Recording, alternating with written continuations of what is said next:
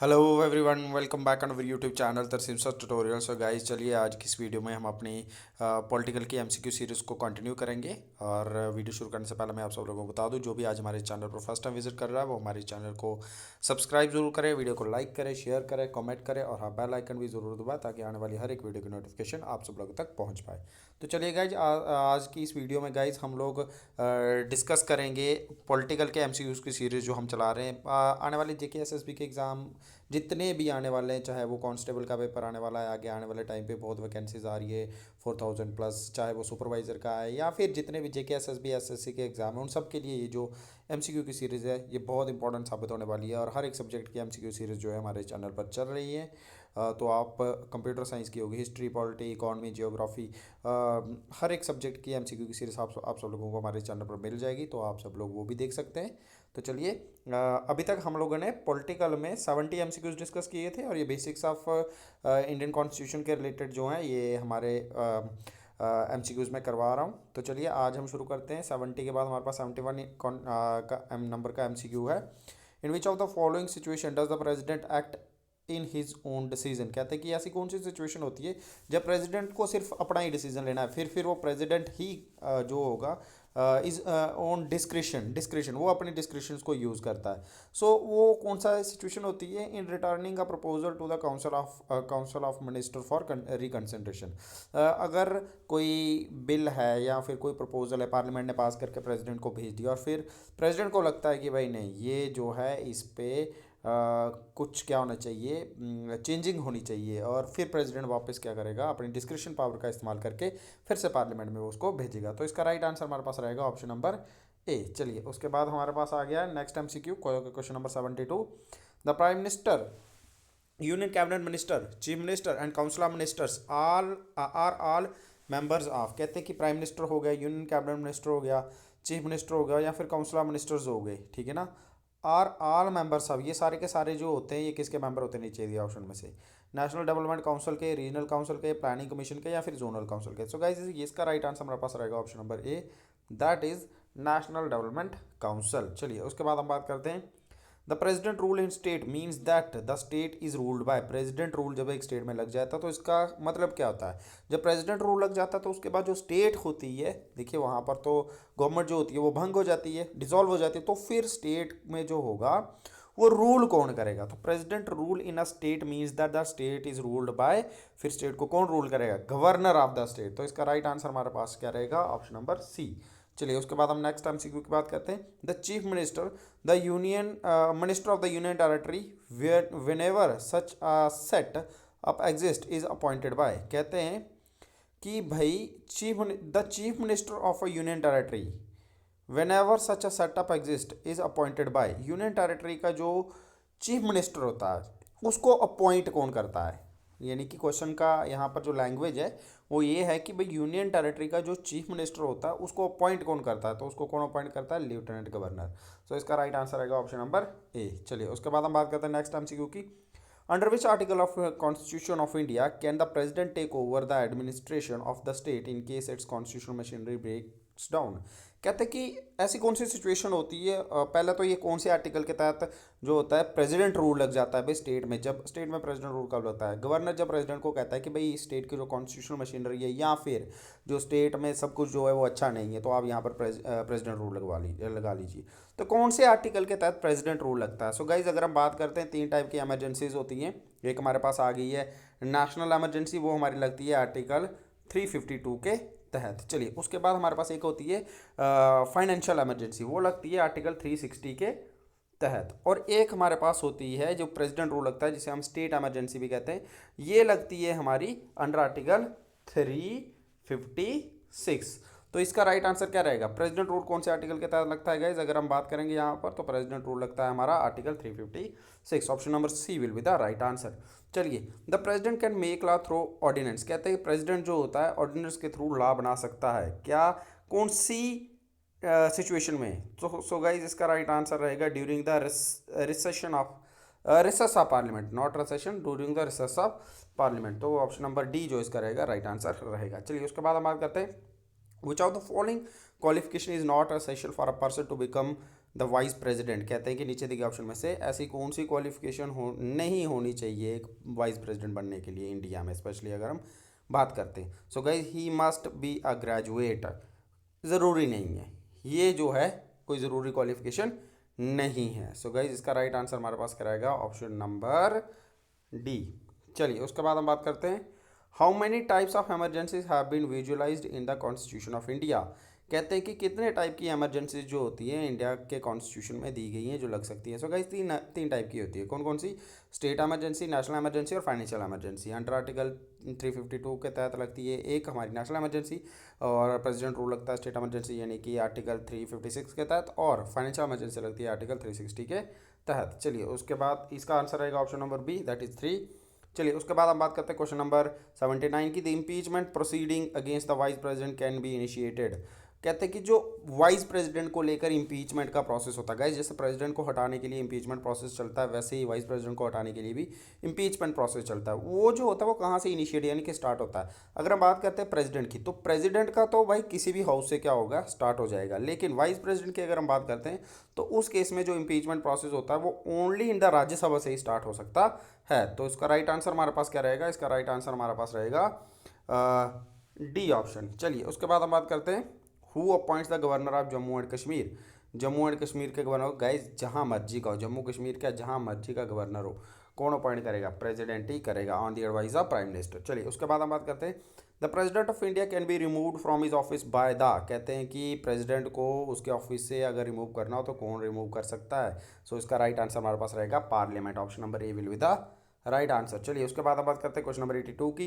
If the president returns a bill sent to him for his assent and the president once again passes the bill in its original form then the president, कहते हैं कि अगर president क्या करता है, return करता है bill को वापस पार्लियामेंट में, जो उसको असेंट के लिए भेजा होता है पार्लियामेंट के, और पार्लियामेंट फिर से उसको पास करके क्या कर देती है, फिर से भेज देती है वैसा का वैसा ही बिल, सेम ओरिजिनल वैसा का वैसा ही, कोई चेंज नहीं करती है, देन द प्रेसिडेंट, उसके बाद प्रेसिडेंट के पास क्या ऑप्शन रहता है गाइज, दूसरी बार जब एक बार बिल पार्लियामेंट में प्रेसिडेंट वापस भेज देता है कि भाई इसमें करेक्शन करो, आगे पार्लियामेंट पर है, भारत के कॉन्स्टिट्यूशन में लिखा गया है वो आगे पार्लियामेंट पर है, अगर वो करेक्शन करती है कुछ चेंजेस लाती है ठीक है, अगर नहीं भी चेंजेस लाती है और सेम वैसा का वैसा बिल भी अगर वो वापस क्या करते हैं प्रेसिडेंट को भेजते हैं, तो दूसरी बार प्रेसिडेंट को उसको असेंट देनी ही पड़ेगी, उसके पास और कोई ऑप्शन नहीं रहता। तो इसका राइट आंसर क्या रहेगा, give assent to the bill, option number B will be the right answer. चलिए उसके बाद हम बात करते हैं, if a minister loses a no confidence motion then, अगर मिनिस्टर जो होता है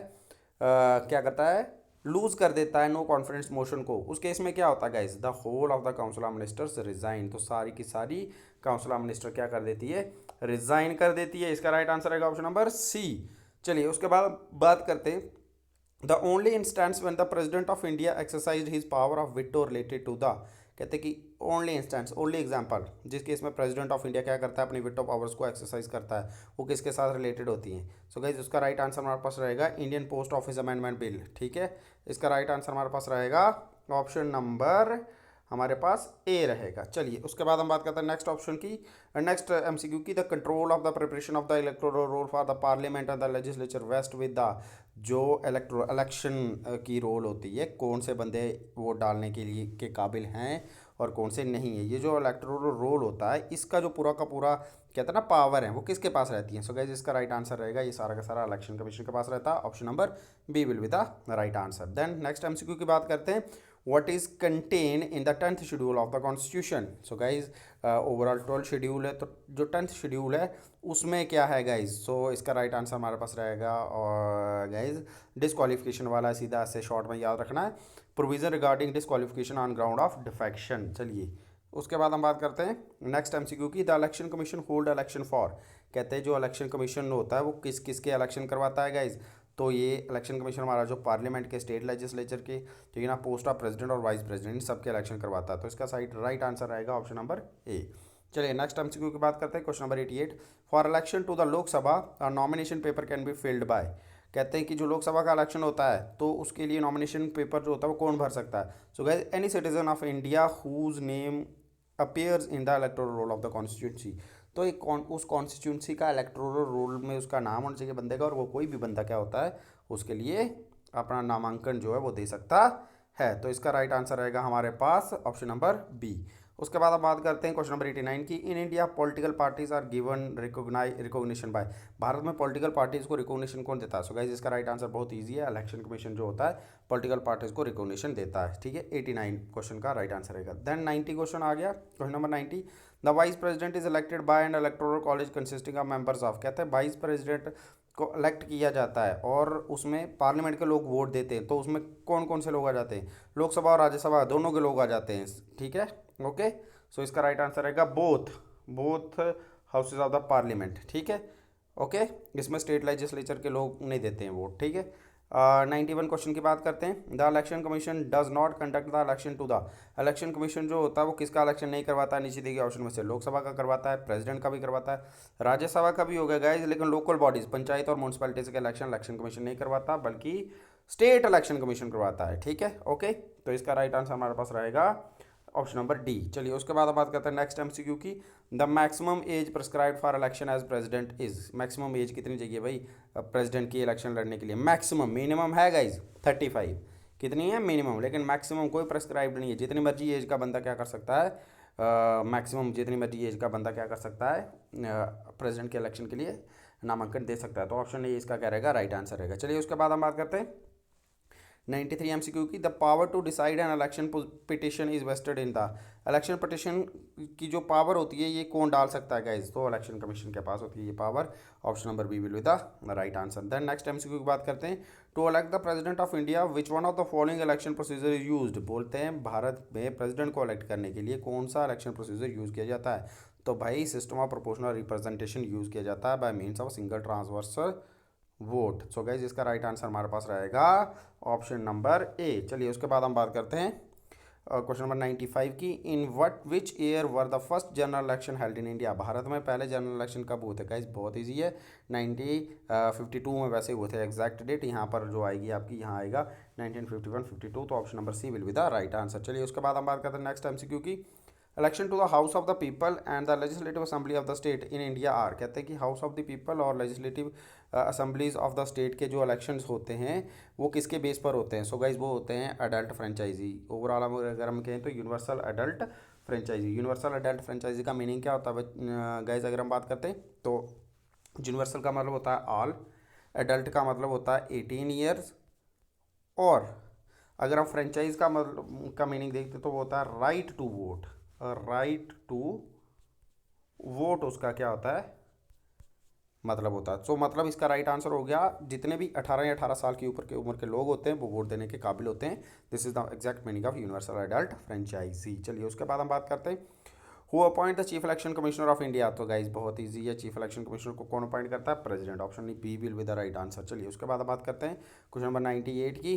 which among the following is not a part of the electoral reform, electoral reform का कौन सा जो होता है वो पार्ट नहीं होता नीचे देखिए ऑप्शन में से? तो guys installation of the electronic voting machine जो है वो इलेक्टोरल रिफॉर्म्स का पार्ट नहीं है। चलिए उसके बाद हम बात करते हैं क्वेश्चन नंबर 99 की। Recognition to a political party is accorded by, तो गाइज ये मैंने पहले भी बताया कि जो भारत में पॉलिटिकल पार्टियां उन्हें रिकॉग्निशन कौन देता है, पहचान कौन देता है? तो election commission. Option A will be the right answer. चलिए उसके बाद हम बात करते हैं क्वेश्चन नंबर 100 की, और आज का हमारा लास्ट क्वेश्चन है। The chief minister of a state in India is not eligible to vote in the presidential election if, कहते हैं कि चीफ मिनिस्टर जो होता है वो वोट नहीं दे सकता प्रेसिडेंशियल इलेक्शन में, प्रेसिडेंट के इलेक्शन में, अगर कौन से केस में?